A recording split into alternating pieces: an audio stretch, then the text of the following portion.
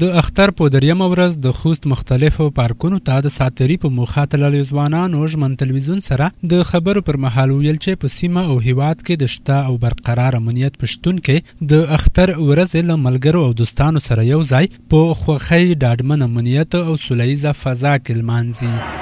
ډېر خوښ یو ځکه چې شپې تاک داسې وي چې شپې 3 بجې پره 2 بجې پره ښه ساعت تېر وي. دا مشکل نه وي چې یا غال دی یا رضان دی په شپې ساعت ښه صحیح تېر وي. نه راولي هڅه دلې هڅه پارک ته ځه بازار ته ځه. دا اختر زموږ لپاره یو ښه موقع وه. نو موږ هم وغوښتل د ملګرو سره دلته راشم او دلته موږ یو څو شېبې د خپلو ملګرو او انډیوالانو سره په خوښۍ تېرې کړو. نو دا زموږ لپاره یو ستره هیله او امید وه چې موږ د پښتونستان پارک ته راشو او دلته د خپلو ملګرو او انډیوالانو سره په پارکونو کې یو خوا او دې خوا چکر ووهو. خوستیو ځوانانو او د ولایت ته د هیواد له یو شمېر نورو سیمو راغلیو ځوانانو وویل چې په خوست کې د ساتري د ګڼو پارکونو سربیره ولسوالیو ته د سایل ځایونو لیدو په موخه ولاړل.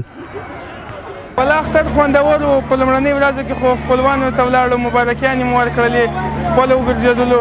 پرون ورځ ګلام خان سیمې ته ولاړو، چکر مو وهللې، متون ته پې تړلو، پارک یې ګرځو، شپې له مالې پارک یې وو.